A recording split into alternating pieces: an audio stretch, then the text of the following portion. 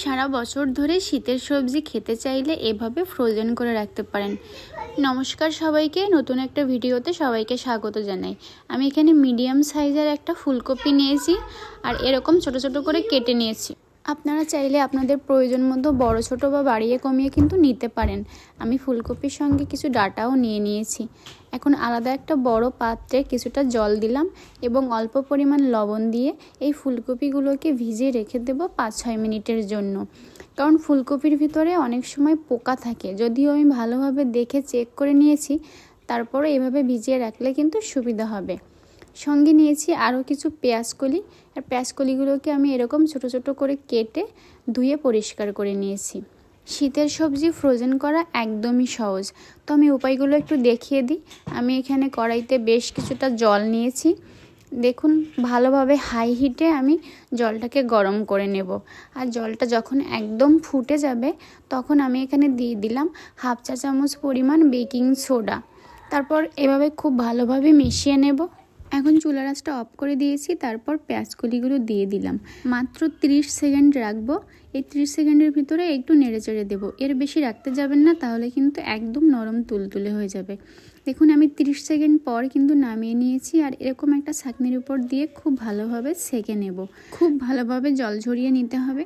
তারপর আমি এরকম একটা মেলানো পাত্রতে রেখে দিলাম। কিন্তু তারপর দেখলাম যে পাত্রটা একটু বেশি ভরাট হয়ে গেছে, তাই আলাদা একটা প্লেটও আমি উঠিয়ে নিয়েছি। এভাবে প্রায় 2 থেকে 3 মিনিট রাখবো। তারপরে একটা শুকনো কাপড়ের উপর বিছিয়ে দেব। আপনারা চাইলে কিন্তু কিচেন টাওয়াল বা কিচেন টিস্যুর উপরে দিয়েও কিন্তু রাখতে পারেন। এখন আলাদা একটা কড়াইতে আমি আবার কিছুটা জল ভালোভাবে ফুটিয়ে নিয়েছি এবং অল্প পরিমাণ লবণ দিয়ে দিয়েছি। এরপর দিয়ে দিলাম আগে থেকে কেটে রাখা ফুলকপিগুলোকে কিন্তু আমি খুব ভালোভাবে 3 থেকে 4 বার ধুয়ে পরিষ্কার করে নিয়েছি। আর দেখুন, জলটা কিন্তু একদম ফুটে উঠেছিল। তারপর ফুলকপিগুলো দিয়ে দিলাম। এখন কিন্তু জলটা কিছুটা ঠান্ডা হয়ে গেছে। এরপর জাস্ট ওয়েট করব 2 থেকে 3 মিনিট। এই দেখুন, এখন জলে বলক এসে গেছে। এই পর্যায়ে কিন্তু চুলাটা অফ করে দিতে হবে এবং ফুলকপিগুলোকে তুলে নিতে হবে। জাস্ট একটা বলক জাল করে নিয়েছি। আর এই একটা বলক জাল করে নিতে আমার সময় লেগেছে 2 থেকে 3 মিনিট। এর বেশি সময় ধরে কিন্তু ফুলকপিকে সিদ্ধ করতে যাবেন না। আর এই যে আমি এখানে পেঁয়াজকলিগুলোকে ভালোভাবে মুছে নিয়েছি। এরপর একটা বক্সের ভিতরে করে রেখে দিলাম। এখন একইভাবে ফুলকপিগুলোকেও আমি এরকম ছড়িয়ে ছিটিয়ে রেখেছি, ভালোভাবে যেন শুকিয়ে যায়। কারণ এই জলটা একদমই রাখা যাবে না, খুব ভালোভাবে জলটাকে মুছে পরিষ্কার করে নিতে হবে। আর আমার ওখানে প্রায় 5-7 মিনিট সময় লেগেছে। তারপর এরকম একটা পলিপ্যাকে রেখে দিলাম। আপনারা চাইলে কিন্তু জিপলক ব্যাগেও রাখতে পারেন, তবে রাখার সময় অবশ্যই একটু লুজ করে রাখবেন। কারণ এরকম একদম টাইট করে রাখবেন না, তাহলে কিন্তু ফুলকপিগুলোকে একটার সঙ্গে একটা লেগে যাবে। আমি একটু লুজ করে রাখবো। দেখুন, ভালোভাবে দেখিয়ে দিই। আর এরপর এর ভিতরে যেটা বাতাস থাকে এরকম চেপে চেপে বাতাসটা বের করে দিলাম। এখন মুখটা খুব ভালোভাবে লক করে দিতে হবে। আমি এরকম স্টেপলার নিয়েছি, স্টেপলার দিয়ে এভাবে কয়েকটা পিন আপ করে দিলাম।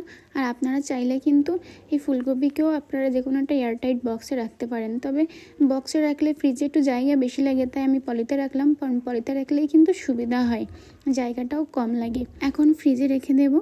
এই যে বেশ কয়েক ঘন্টা পর ফ্রিজ থেকে নামিয়ে নিয়েছি। দেখুন, পেঁয়াজকলিগুলো কিন্তু বেশ ঝরঝরে আছে। আপনারা যদি বেশি পরিমাণ জল রাখেন তাহলে কিন্তু এরকম ঝুরঝুরে থাকবে না, একটার সঙ্গে একটা লেগে যাবে। তো আমি একটু কাছ থেকে দেখিয়ে দিলাম আর সবগুলো উঠালাম না, দেখিয়ে নিশ্চয়ই বুঝতে পারছেন। এবার ফুলকপিগুলোকে একটু বার করে দেখাই। এই দেখুন, ফুলকপিগুলো আমি পিনাপগুলো খুলে নিয়েছি। এখন ফুলকপিগুলো একটু বের করে দেখাবো। এই দেখুন, একদম একটা একটা আছে কিন্তু, আর একটু একটার সঙ্গে একটা লেগে গেলেও হালকা করে টান দিলে কিন্তু এভাবে বেরিয়ে আসবে। আপনারা এই ফুলকপি দিয়ে কিন্তু সারা বছর আপনারা খেতে পারবেন, পাকোড়া খেতে পারবেন বা সবজিও খেতে পারবেন। তাই আগে থেকেই আপনার পছন্দ অনুযায়ী সাইজ করে নেবেন। আমি এখানে তরকারির রান্না করার মতো সাইজ করে নিয়েছি। তাহলে আর দেরি না করে বাসায় বানিয়ে ফেলুন।